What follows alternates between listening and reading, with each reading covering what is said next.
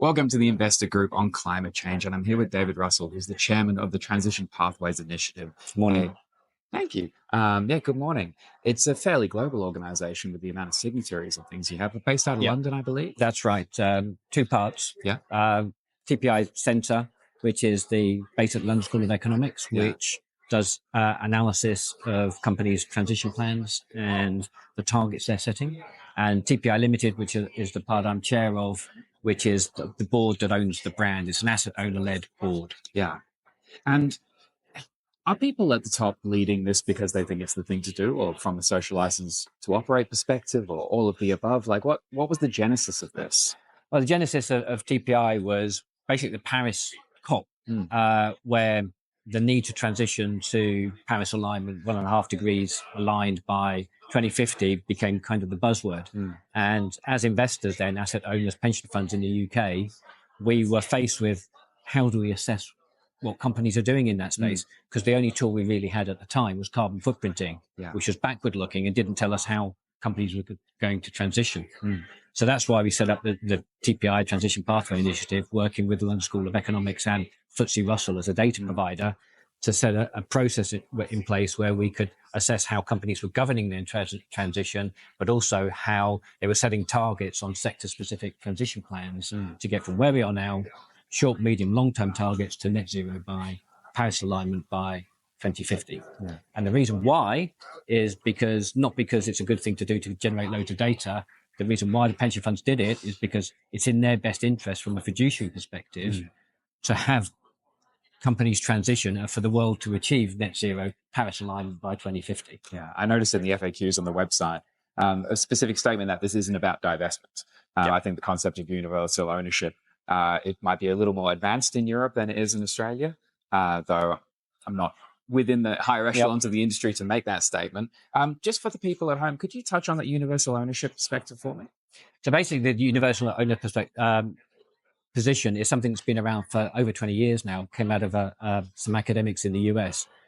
Big pension funds, super funds in Australia, basically own a slice of everything everywhere. We're exposed to global equity markets, we're global debt markets, infrastructure, private equity, public equity, you name it, we invest in it in thousands of companies globally. So actually, pension funds are not tied necessarily to the individual performance of those companies, more to global GDP, global economic performance.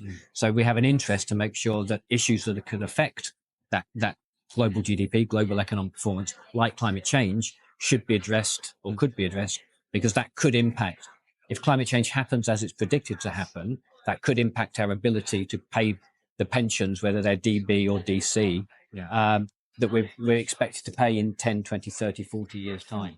So that's why taking that universal ownership view, how we should think about how we address systemic risks is useful for pension schemes.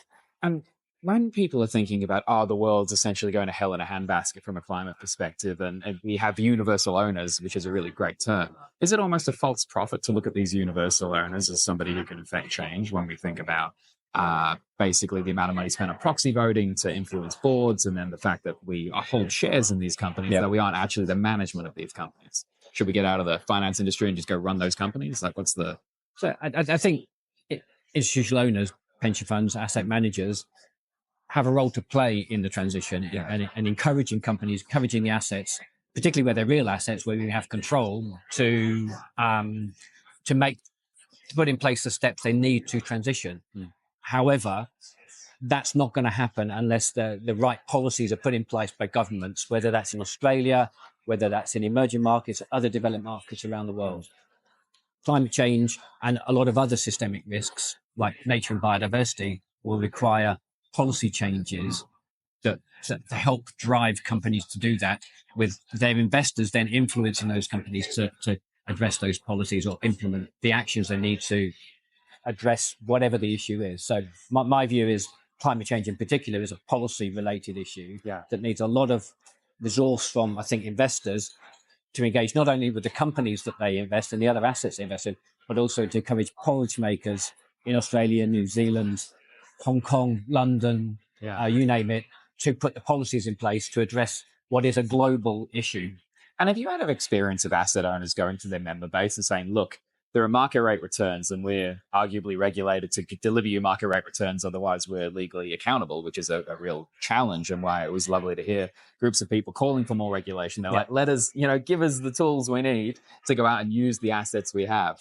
Though, have you had experience of pension funds asking their members, hey, look, would you be willing to accept lower rate returns for us engaging in more arguably outside listed stocks, or is there just not room for asset owners to play in that space, which is traditionally like VC or sort of growth stage investors? So I think the role of a pension fund is to pay a pension. And so we are always looking for appropriate returns for the risk we are taking. So pension funds all around the world are increasingly investing, and have been for many years now, in clean tech, in renewable energy in particular. There's huge competition for renewable energy assets in most markets around the world, because lots of investors want to put their money to work in that space as part of a diversified, risk-adjusted portfolio. So I think it's a false premise to assume you're going to lose money making these investments.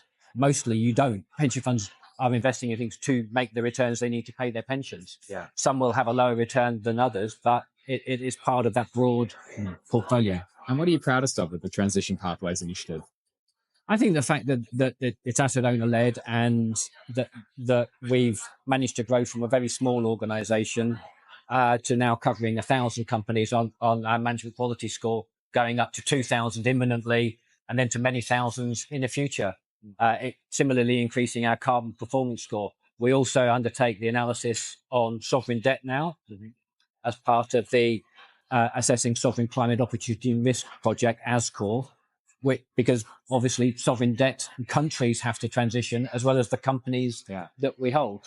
We also have branched out into covering banking and how banks are transitioning. We're increasing our coverage there. And that's important because banks give money to companies to do stuff. They don't give it; they lend money to companies. So they could be lending that money to either transition or not transition. And surely, from an investment perspective, if you believe the transition should be happening, understanding how the banks you hold in your portfolio are managing their transition and managing their lending books is actually quite important as well. So I think we started really small in 2016, launched in 2017. We now got 150 supporters around the world, covering soon to be 2,000, soon to be many more thousand companies. And that's driven by the realization by asset owners that climate change and that transition need to be addressed by the investment community. And we give all that data available freely on our website, so all investors can use it. And last two questions, I really appreciate your time. You spoke about focusing on the demand side of the equation yesterday, because during your presentation, we were discussing that 15% of oil and gas is available for stock trading, essentially. So even if we were to take over all of the oil and gas, takeover is the wrong pejorative there. But in context, transition it to as net zero. That's not going to make a large impact. No. It's necessary, but it's not, So I think there's a strong focus in the investment sector of engaging with the publicly listed oil and gas companies. They're not the ones who produce most of the emissions. So even if we took that 15% of the market out, other national oil companies will continue to produce and provide the oil and gas we need to currently and hopefully transition over time. What's important is that we focus as investors on the demand side. Those companies are actually using the fossil fuels and causing the vast majority, the kind of 85% of emissions. Utilities, steel companies, aluminium companies, I think airlines. The food sector had a massive amount of people that haven't considered a transition. Well, if you look at agriculture, it's 15% of, sorry, I think agriculture is about 30% of global emissions, and a sector that underreports its management of climate change and the transition. So I think focusing on the users of energy and how they are transitioning is something that I think investors need to get better at. We tend to focus on the oil and gas companies because they're in the spotlight, and actually a lot of pressure is put on investors to focus on them. But I think focusing on the demand side, focusing on the users is really Close-up important. photo of soil isn't as impressive as a exploded photo of a chimney stack, but you should check out soil health. Last question, based on the last 24 months of getting this to its current state, what have you changed your mind about? I'm going to change my mind about. But I think that demand side point is a key thing that's come to the fore.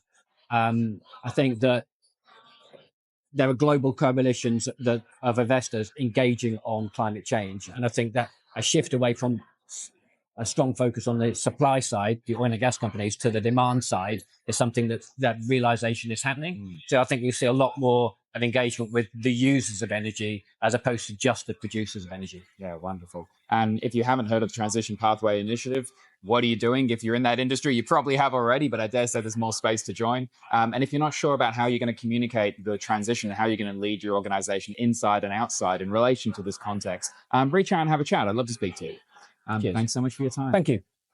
Cheers.